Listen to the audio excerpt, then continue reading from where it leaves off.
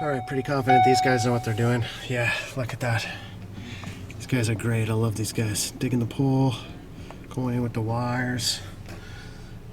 Francois Houle Electric. I like this guy a lot. Oh, man.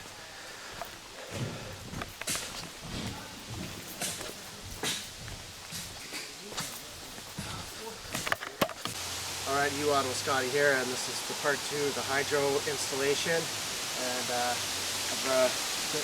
master electrician said the pole should go here, and he recommended cutting down 2 trees, and that's what I did. I cut down this tree, cut down that tree, and then the pole's going to go there with the it's going to come in from over here. Pole's going to go here, and there's going to be a box on the side of the pole. He's going to install the wire to go from the pole to the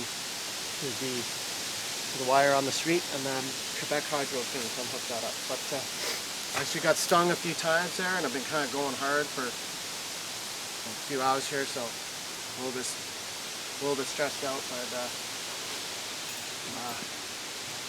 all right, so. Do YouTube? Yeah, I have like a YouTube channel where I do like camping videos and stuff like that. And you can video Ben the first time he works. Yeah. Yeah. And there's the pole right there.